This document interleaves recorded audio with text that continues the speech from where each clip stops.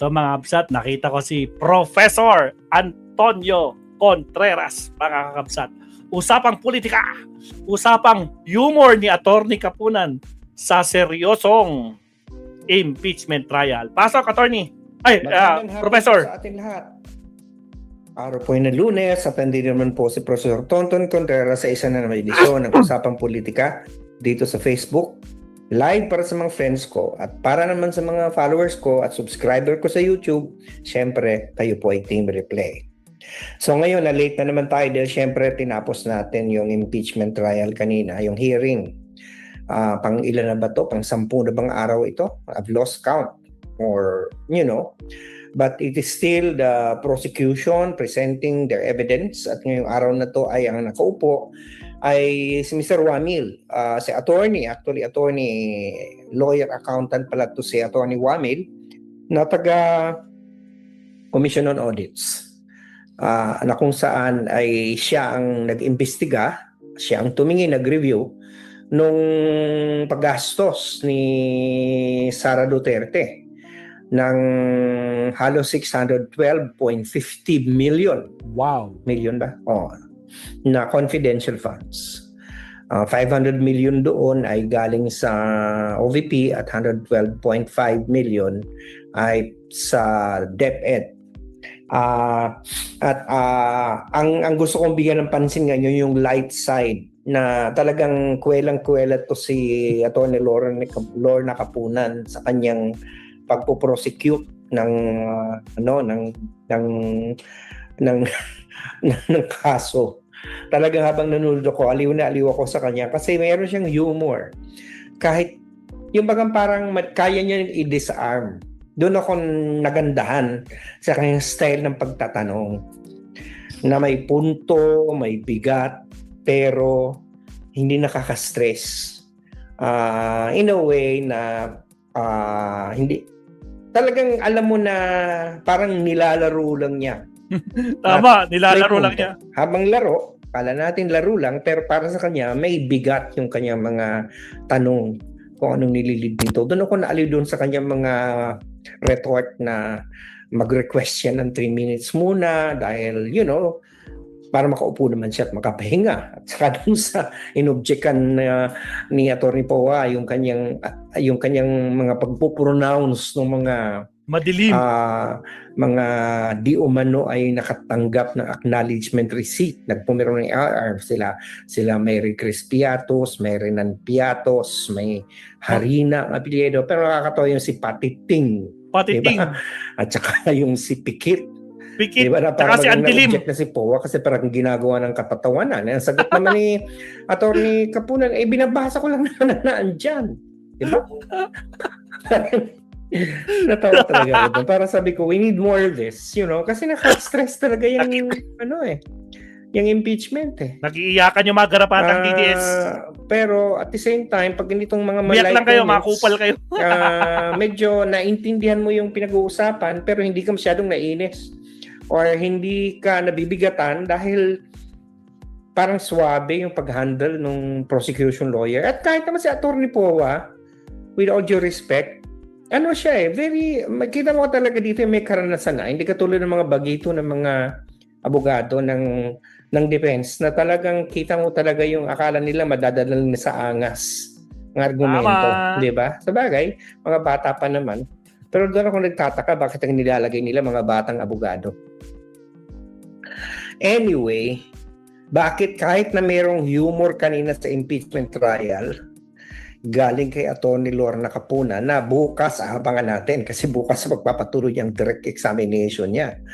At syempre kapag nagko-cross-examine si Poa, andyan pa rin si Atty. Lorna Kapunan, tingnan natin kung paano siya mag-object. I'm expecting more from her. Bukas at saka sa Miyerkules. So abangan natin.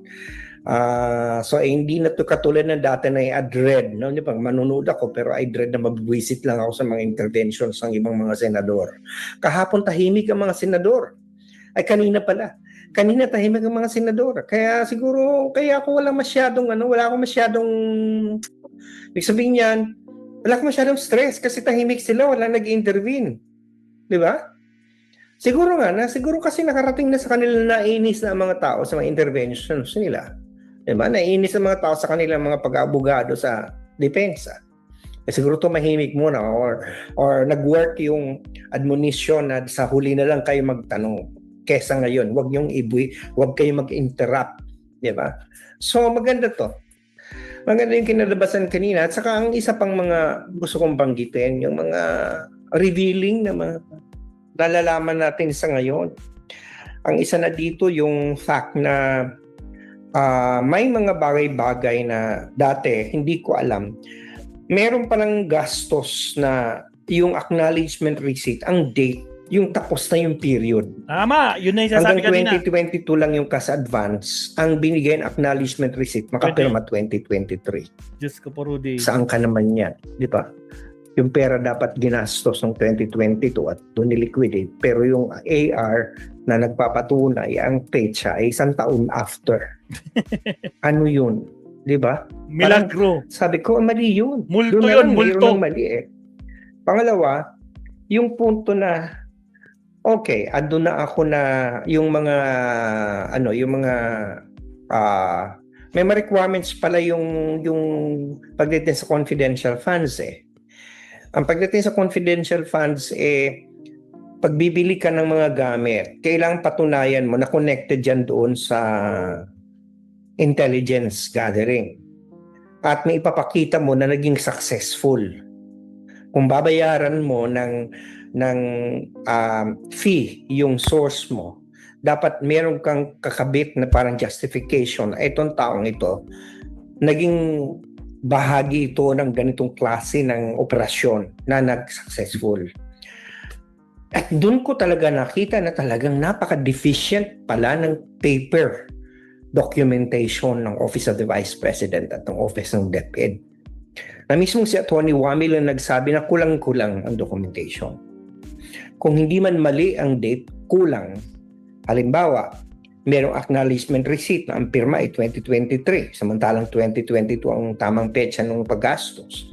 Merong mga bagay na bumili ng gamot, bumili ng mga upuan, bumili ng mesa. Puro lang acknowledgement receipt, walang resibo. Mantalang klaro naman na parang pinaliwanag niya na kapag bibili ka nga naman ng gamot, hindi naman yan kailangan maging confidential kasi ibibilhin mo sa butika yan di kailangan may resibo ka doon. Kung bumili ka ng upuan, kung bumili ka ng mga mesa, di syempre yun naman ay hindi naman confidential transaction yun binili mo syempre sa hardware. May resibo yun, walang pinakita. Hindi naman nila pwedeng sabihin na confidential kasi hindi naman ang malinaw nga sabi ni Wamel, yung confidential doon sa pagbibigyan mo, pero yung pagbibili mo hindi confidential yung kasi bumili ka sa isang service provider, itang outlet. Kunyari gamot, ang bibigyan mo is PIA, hindi ba? Bigyan mo yung source mo, yung mall mo nung gamot. O hindi mo siya papirma, maaring hindi natin gamitin yung pangalan niya doon sa acknowledgement receipt na nakuha niya ang gamot. Pero yung pagbili mo ng gamot sa butika, hindi naman yun kailangan maging confidential kasi hindi mo naman sasabihin sa resibo na ito para pang bayad sa SPIA. Bibilhin mo yan sa butika. So therefore, you need the receipt. You need the invoice and the receipt. Wala na ipakita.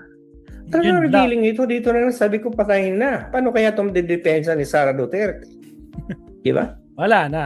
This is just game akala over natin na. yung death threat niya kay Pangulong Marcos, kay First Lady, at kay dating speaker, yun na yung malala. Aba, ito pala malala. Malala din. Pera ang pinag-uusapan Challenge. dito, pera ng bayan. Challenge. Aba, yung malaking milyones naman yun. Challenge sa mga DDS senators to, no? Paano nyo dedepensahan yung amo nyo? Kitang-kita na ang ebidensya. Hindi nagsisinungaling ang ebidensya, Diyos ko Lord.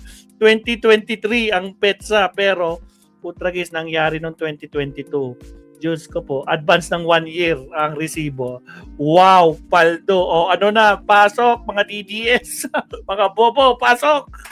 Diyos ko po. Diba? Hindi naman yun pera nila. Pera nila yun. So, ang tanong kung kulang sa documentation, paano lulusutan?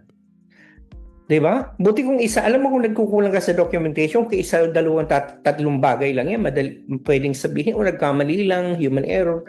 Pero itong lahat, wholesale. Wholesale. My God. At ang ipakita kanina, hindi pwede magsabi sa Sara Duterte, hindi niya alam kasi siya ang nakapirma eh. Siya ang nakapirma sa mga dokumento. So malinaw ito. Kahit na mga humor ang medyo nagpakulay kanina ng mga pagtatanong ni Lorna Kapunan, ito yung sinasabi ko ng light yet forceful. Humorous yet serious. May yung bagang hindi mabigat, magaan, maintindihan yung flow ng mga pagtatanong at ng mga sagot. Siguro sabi ko hindi rin siguro nakasama ng mga senador tahimik kanina. Walang masyadong nagsalita. Or ano kasi palabas-labas minsan ako kasi nasa opisina ako nakinig habang nagtatrabaho ako, meron akong mga ginawang mga nagmumultitasking.